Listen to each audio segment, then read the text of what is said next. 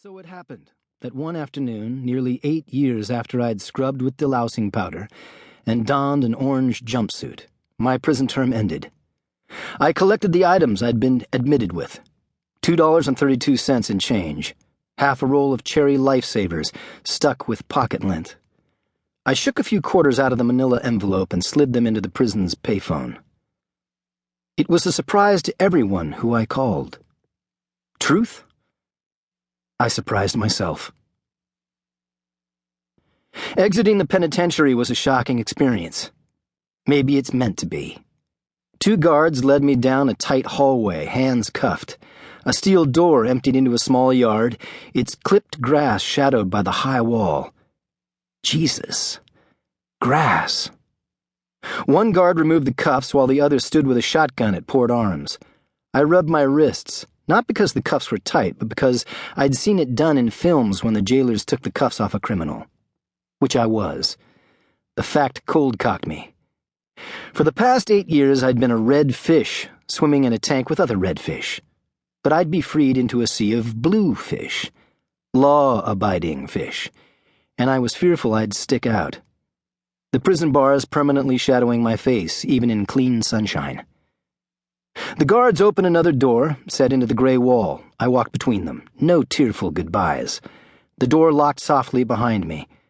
I stood in an archway 10 feet from the main road. The St. Lawrence Seaway was a strip of endless blue to the south.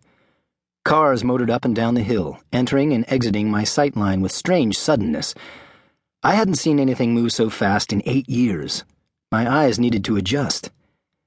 I took a few tentative steps.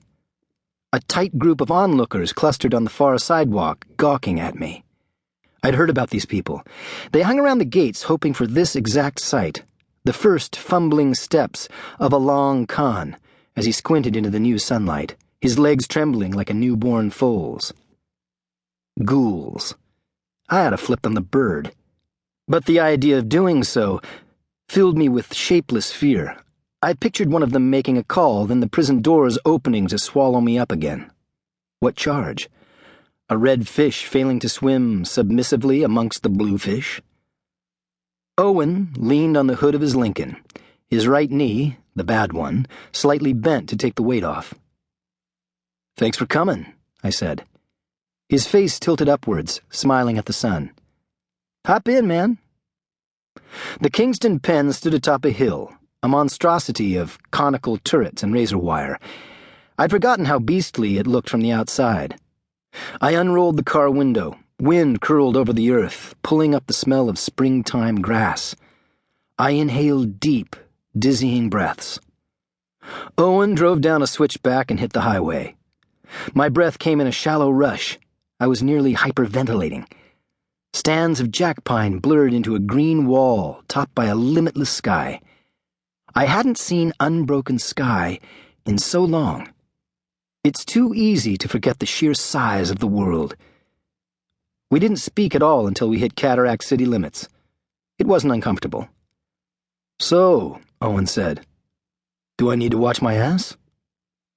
"Well, old buddy, it's like this. Every night for the past 8 years, I've lain in bed with a 300-pound schizo squealing in his sleep underneath me. You figure I'd wrong-foot you if it meant winding up back with all that?" Owen said, "Fair enough." We reached our old street, driving past the house O used to live in. Not much had changed. The cars were rustier. I got out, then leaned in through the open window. "There's something I want to talk to you about." "I thought we just settled that." "Yeah, we did. Dead issue. This is something else." "Remember what side of the law I'm on, Dunk?" I cocked my head. "Aren't we on the same side?" He gave me a quick half-smile. "Of course. Same side. Run it by me anytime." The front door to my parents' house was locked, but the key was hidden under a chunk of pinkish granite in the flower bed, where it had always been. The house was untouched. Same photos in their familiar frames. Floorboards squeaking in the same spots they had when as a teenager I'd sneak out to watch the stock car races.